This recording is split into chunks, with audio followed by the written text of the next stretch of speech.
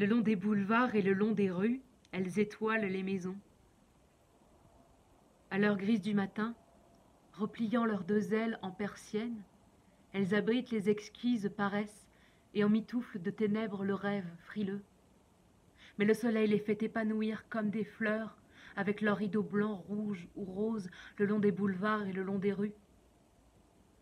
Et tandis que la vitre miroite comme une eau dormante, que de charmes inquiétants, et que de confidences muettes entre les plis des rideaux blancs, rouges ou roses. Les arabesques des guipures chantent les existences heureuses, les feux joyeux dans les cheminées, les fleurs rares aux parfums charrieurs d'oubli, les fauteuils hospitaliers où sommeille la voluptueuse songerie, et dans la splendeur des cadres, les évocations de pays rêvés. Mais comme ils pleurent les lamentables rideaux de mousseline fanée, que de plaintes et que d'angoisses dans le lambeau de percale sali qui semble pris à un linceul. Et comme elles sont tragiques, les fenêtres sans rideaux, les fenêtres vides comme des yeux d'aveugle, où sur la vitre brisée, le morceau de papier collé plaque des taits livides. Parfois pourtant elle est radieuse, la pauvre fenêtre au bord du toit, quand pour cacher sa triste nudité, le ciel la peint tout en bleu. Avec son pot de géranium chétif, elle semble alors, la pauvre fenêtre au bord du toit, un morceau d'azur où pousseraient des fleurs. Le long des boulevards et le long des rues, elles étoilent les maisons.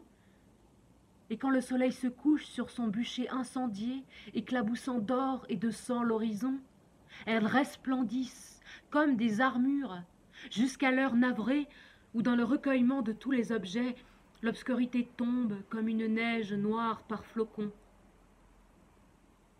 Alors tous les miroitements s'éteignent, toutes les couleurs se confondent et s'effacent. Seuls les vitraux des églises, illuminés par quelques lampes solitaires, rayonnent doucement, mystérieux et symboliques. Mais il s'éveille bientôt, le Paris noctambule.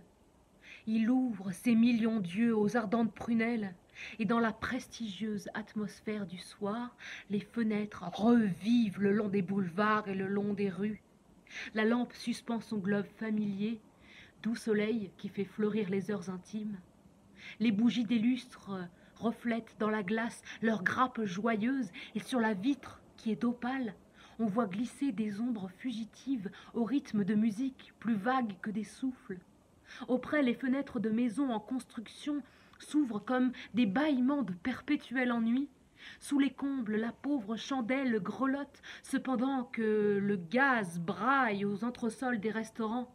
Et lueurs de lampes, lueurs de gaz, candélabres et chandelles confondent leurs notes disparates en une symphonie de rayons, où la radieuse cantilène des heures bénies se mêle à la hurlante voix des gaietés fausses, où bruit de fête, bruit de baisers se mêlent au râle des solitaires agonies et aux clameurs de la débauche lugubre.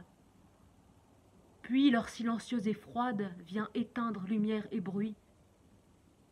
Seul le pas régulier d'un sergent de ville va et vient sur le trottoir sonore, sous les fenêtres qui s'endorment comme des yeux lassés, le long des boulevards et le long des rues.